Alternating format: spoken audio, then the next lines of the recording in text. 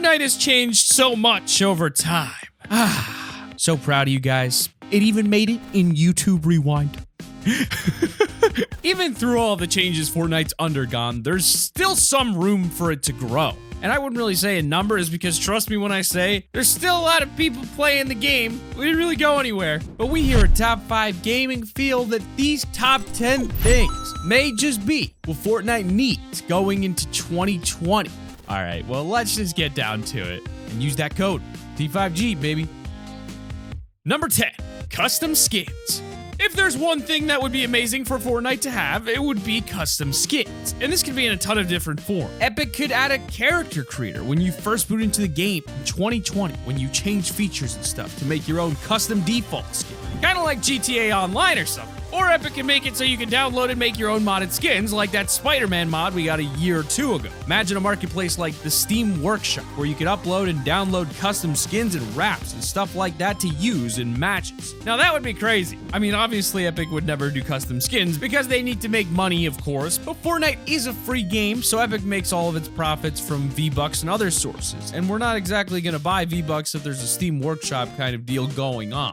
Although, they could charge V-Bucks for us to use people's custom skins. There'd probably be copyright issues and stuff though, but you could always dream. It seems like the most plausible thing to put on our 2020 wish list is a default skin character creator. Now that'd be dope. But in at number 9, we've got the FOV slider. I mean, you've probably heard everyone talk about the FOV slider 1,000 bajillion million times. But there's a reason for why everyone and their grandma has been asking Epic for a Fortnite FOV slider for years. Epic just keeps saying no and refuse to back down on this, continually insisting that they'll never add an FOV slider into the game, and a ton of people, especially pro players, get super mad at this decision. Usually pro players and streamers demand something and eventually get their way, but not with the FOV slider. It's one of the only things Epic refused to actually give us. If you don't know what an FOV slider is, it's a setting that lets people change their field of view so they can see more without actually having to physically turn their camera in-game. It's basically just allowing the camera to somewhat zoom in and out. The main reason people want a slider in the game is mainly them just wanting to see more. They found a way to actually change the FOV by switching to stretched resolution back in 2018. But Epic quickly banned stretched resolution and said that in tournaments that they'll never add an FOV slider because it would give players a significant gameplay advantage. I guess it's all up for debate, but for now, Epic are not budging.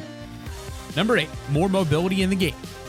So chapter 2, it's pretty cool. It's a really good map too, but something is missing. Something essential that absolutely needs to be added soon, or it's gonna be very bad for Fortnite. It's the lack of movement on the map. There's just such a small amount of ways to get from point A to point B, and Epic really needs to address it, whether it's now or later. Very quickly, the map has gone from being fun to explore immediately into try-hard mode, and because the island is so big, we need ways to get around it. Sure, we have boats, but they're hard to find in those later storm circles, and sometimes the storm will even be coming from the opposite direction that the water's flowing, so good luck swimming to safety. It's quite obvious that Epic really want us to just walk everywhere, even though it's super tedious at this point. It's making the game feel dull. Fortnite has been quite bland with updates after vaulting launch pads, shockwaves, bouncers, and pretty much every single vehicle. Good luck getting across the map until Epic decide to add some more mobility. We need to get the mobility up, guys. Fingers crossed for 2020. Let's at Epic. But in at number 7, come on, guys. The patch notes. Fortnite definitely needs the patch notes back. Come to think of it, we're getting more and more patch notes with each new update, as the most recent update actually has patch notes. It's a miracle, but we're still not getting any patch notes for content updates. And man, we're not even getting announcements for them. Epic are either dropping them without telling anyone, or they're announcing the downtime like 4 hours before when everyone's already asleep. Please, just go back to how you used to do it with the full-on patch notes page for every single update, content update or not, and announce the updates at the start of every week so we know whether we're expecting one. But in at number 6, we've got mobile healing. Campfires, chug splashes, the works. Something that's quite annoying about Fortnite right now is the fact that there are almost 0 healing items for on the move. We have the bandage gun, but it takes up 2 inventory slots and, well, it keeps getting temporarily disabled. That period when we didn't have the bandage bazooka because that bug was awful. there was quite literally no mobile healing items. In the current Fortnite meta, we only have minis and shields, which aren't exactly good for mobility. In 2020, Fortnite absolutely needs more mobile healing items. For example, in Chapter 1, we had a ton of consumables like cozy campfires and chug splashes to gain health while on the move, and with Chapter 2, we don't really get any of that anymore. It'd be nice to get at least some more healing items in the meta that don't have to stop in the middle of nowhere to use and get sniped by a camper in a bush. Whether it's through bringing old items back or coming up with a brand new one in an upcoming update, give us more mobile healing in 2020. Number 5. More collaborations. One of the best things about Fortnite is just how insanely popular, influential, and just mainstream it actually is. Some people think that because Fortnite is so popular, it's automatically destined to be a trash game where everyone is going to stop playing once the next big thing comes along. But that really is not the case. Sure, Fortnite feels bland right now, which is exactly why Epic needs to pull this trick from up their sleeves that they've been using for almost 2 years now. Fortnite is one of the only games in history to do crossovers with TV shows, movies, and other massive pop culture that video games have never even touched. We've had crossover events with absolute titans such as the Avengers, Borderlands, John Wick, Stranger Things, even Michael Jordan. This is one of the only things that absolutely no other video game has ever done. The most recent collaboration was a Stormtrooper Star Wars skin, but that's it. Fortnite had the chance to work with Lucasfilms and Disney to bring Star Wars, the biggest franchise of all time, to the game, and all they did was bring a damn Stormtrooper skin into the shop for 3 days? There's got to be more to it than that. The new Star Wars film is coming out very soon, and I'm hoping we get more than just a single skin, especially with the history of other crossover events going all out with LTMs, challenges, and cosmetics. What I'm trying to say is Fortnite needs its mojo back. It needs more crossover events like imagine a Baby Yoda backbling or a crossover with Sonic. Just think of the possibilities, and that's really what Fortnite absolutely needs to go full speed into 2020 doing.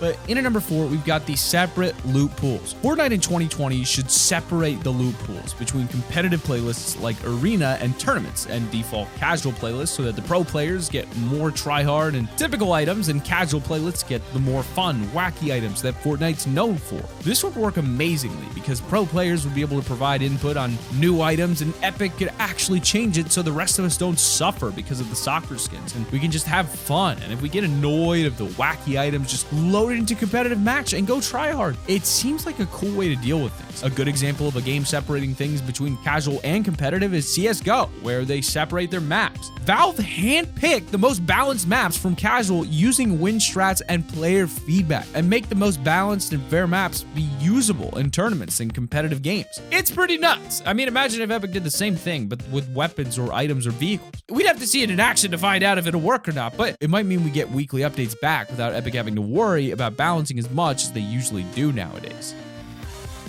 In at number 3, we've got another World Cup event. This is pretty much a given, but yes, we absolutely need a Fortnite World Cup 2020. This year's World Cup was one of the best esports tournaments in years for both the prize pool, the player count, and the amount of people who tuned into the finals. It was just a massive tournament, and the fact that Bugga won it made him become famous overnight. He was on Jimmy Fallon. He now has millions of fans, and he's loaded, all because of one tournament. Imagine if we can make more people who need it famous just like that. There can be Fortnite players out there who have family problems or people to take care of, and the money and fame is what they needed. The World Cup is what they need. Let's bring it back for the new year.